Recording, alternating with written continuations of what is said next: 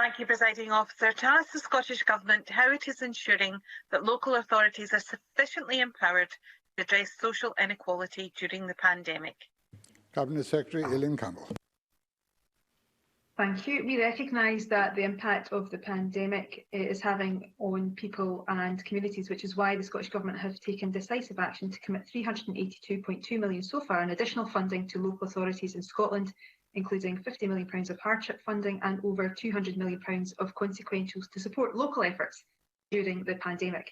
This funding includes a £30 million package to tackle financial insecurity, to enable local authorities to respond flexibly to emerging needs, including supporting households with food, fuel and other essentials, and to cover free school meal provision right the way through to the Easter holidays.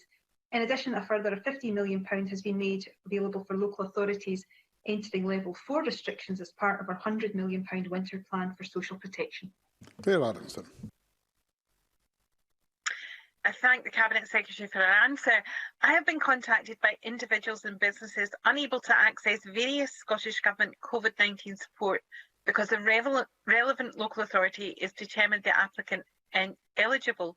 Our local authorities are working very hard to deliver it in unprecedented circumstances, and many of these anomalies have subsequently been rectified with an appeal, but some have not. What is the Scottish Government doing to ensure that local authorities feel able to apply discretion to the various COVID-19 support schemes when individual circumstances do not meet the exact requirements, but are well within the intended spirit of such schemes? Cabinet Secretary.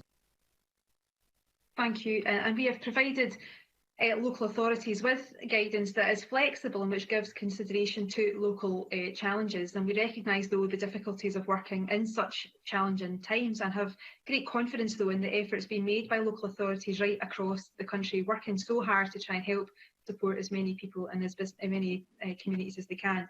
And the Scottish Government officials continue to work closely with their local counterparts to ensure that we are able to deploy the significant resources available to them and respond most effectively to the needs of communities. But if Ms Adamson has some areas and issues that she wants to raise directly with us, then I would be happy to hear them and to work through what further advice or support or guidance may be needed, or what further kind of confidence local authorities can get around the discretion and the flexibility that's been provided.